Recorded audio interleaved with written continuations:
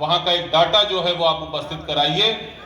मैं भी आपका एक छोटा सहयोगी बन करके कम से कम सरकार तक आपकी बात को पहुंचाने का प्रयास करूंगा। ये भी मैं इस मंच के माध्यम से आपको आश्वासन देता हूं। पूरे डिटेल के साथ आप उपलब्ध कराइए। निश्चित रूप से जो आपने कहा है उसका संज्ञान जो है वो महाराज जी तक पहुंचाने की जिम्मेदारी हमारी होगी, ये मैं आपको आश्वस्त करता हूं।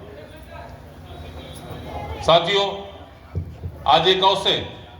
ऐसे अवसर पे हम लोग यहाँ पे उपस्थित हैं जिसकी तस्वीर सामने देख करके मुझे नहीं लगता है कि शायद कोई बुजुर्ग भी ऐसा हो जो इस तस्वीर को देखने के बाद उसके अंदर ऊर्जा लो। सैकड़ों वर्ष पहले अपने बीच के इस नौजवान ने जब अपने प्राणों की आहुति दिया, लेकिन आज भी सभी के दिलों में वास करने के साथ साथ युवाओं की ऊर्जा को निश्चित रूप से ऊर्जावान करने में ये व्यक्तित्व अपने आप को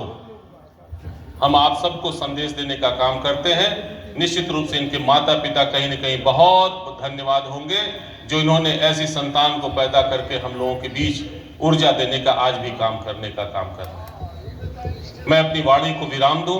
उसके पहले मैं जरूर कहूंगा कि ऐसे नौजवान की युवा दिवस के अवसर पर आयोजित इस प्रयास सामाजिक संगठन के कार्य के साथ साथ हम आप सबको आज के वर्तमान में भी ऐसे व्यक्तित्व से प्रेरणा लेना चाहिए। ये कार्यक्रम को देख करके और सिर्फ कार्यक्रम तक अपने आप को सीमित रख करके फिर यहां से चले जाना, इस कार्यक्रम की महत्वपूर्ण स्थितियों पे इस कार्यक्रम की गरिमा को हम समाप्त कर देंगे। ऐसे व्यक्तित्व के अवसर पर वार्षिकोत्सव का अगर प्रयास सामाजिक संगठन का एक प्रयास है तो निश्चित रूप से आने वाले समय में ऐसे व्यक्तित्व से प्रेरणा लेकर के हमको, आपको और खासकर आज के नौजवानों को ऐसे व्यक्तित्व से प्रेरणा लेने की आवश्यकता है।